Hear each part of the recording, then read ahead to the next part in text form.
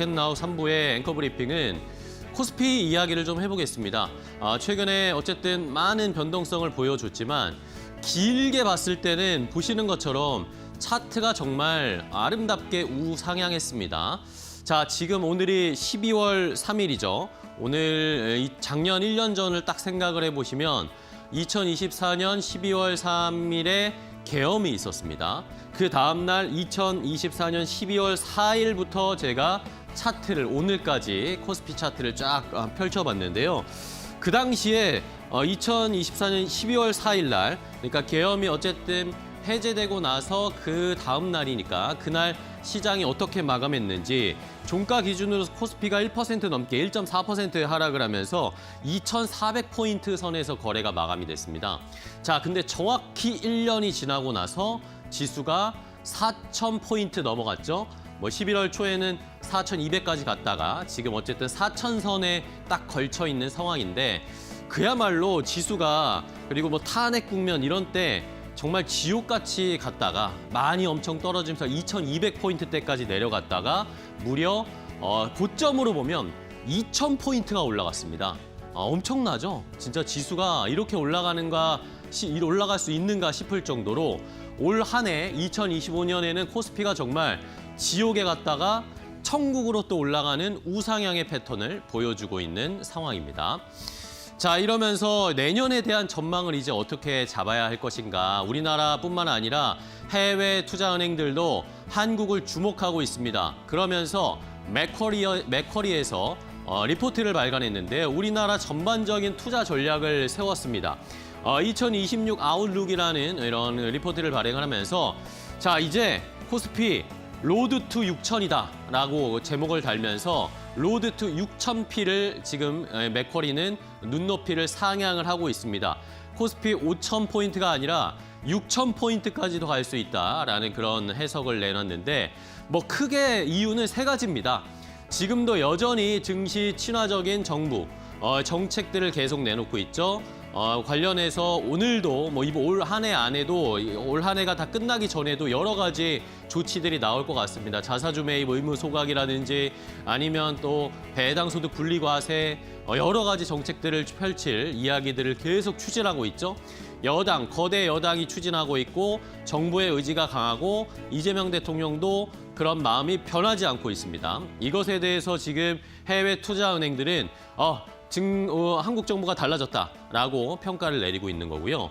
그 다음 중요한 것이 이제는 그럼 그동안 저평가되어 있던 우리나라 시장이 그것 때문에 반등, 리바운드가 나왔는데 그것뿐만이 아니다. 강력한 이익 성장이 내년에 실현될 것이다. 이것이 또 증시를 끌어올릴 중요한 포인트가 될 것이다라고 얘기했고요. 마지막으로는 지금도 돈이 많이 풀려 있고 개인 투자자들도 이제 미국 시장도 좋지만 한국 시장, 코스피나 코스닥에 투자를 좀 더 해야 되지 않겠나. 수익률이 더 많이 나오는 쪽으로 옮겨갈 수밖에 없겠죠. 옮겨올 수밖에 없겠죠. 그런 것들을 생각하면 여전히 충분하고 강력한 유동성도 뒷받침되어주고 있다. 이 크게 세 가지 요인이 로드 투 6,000P를 가는 성장 동력이 될 것이다 라고 맥쿼리에서는 전망을 하고 있었습니다.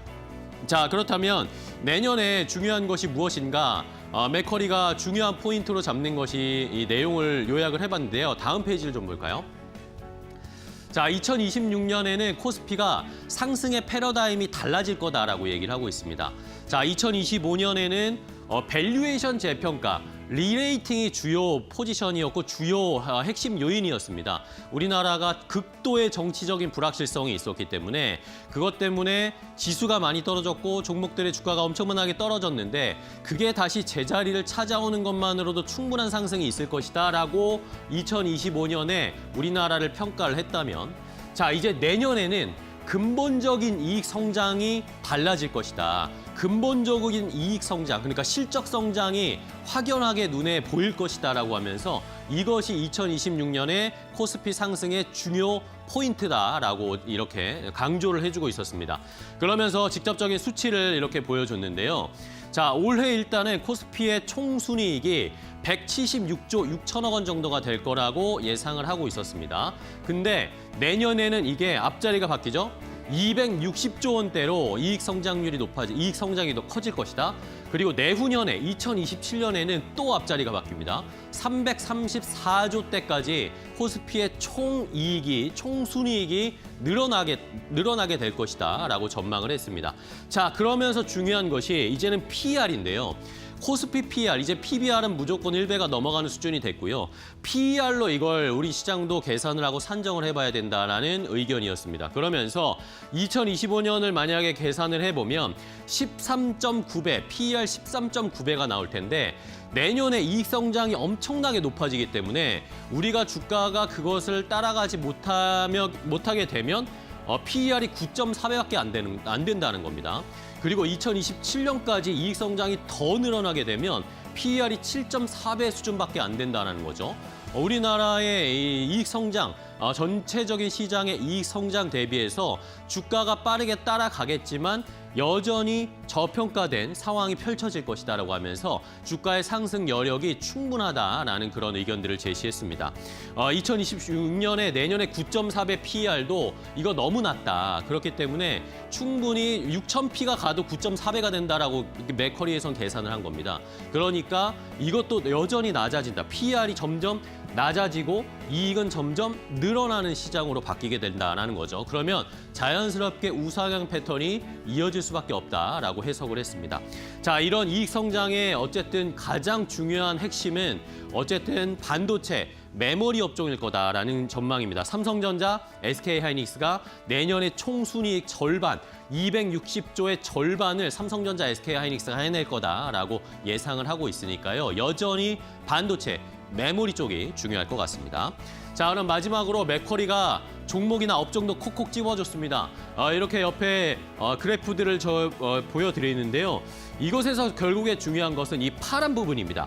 earnings change, 그러니까 실적 이익 성장이 높아지는 업종 위주로 우리가 골라봐야 된다라는 겁니다. 그런 것들이 유틸리티, IT 이런 것들이죠. 이러면서 핵심적으로 비중 확대해야 될 업종은 뭐냐? 메모리, 반도체, 방산, 전력 설비, 바이오 헬스케어가 들어가게 됐습니다. 조선, K뷰티도 잘 봐야 된다. 특히 방산, 조선, 전력 설비 같은 경우에는 지금 올해에도 너무나 많이 올랐지만 내년에도 여전히 좋을 수밖에 없는 상황이다라고 강세 전망을 해놨고요. 이러면서 주요 종목들 거의 시가총액 상위 종목들이 많죠. 그리고 또 특이했던 것이 아까 말씀드린 바이오 헬스케어 쪽의 이야기가 나오면서 알테오젠, 파마 리서치 같은 종목들도 포함이 됐습니다.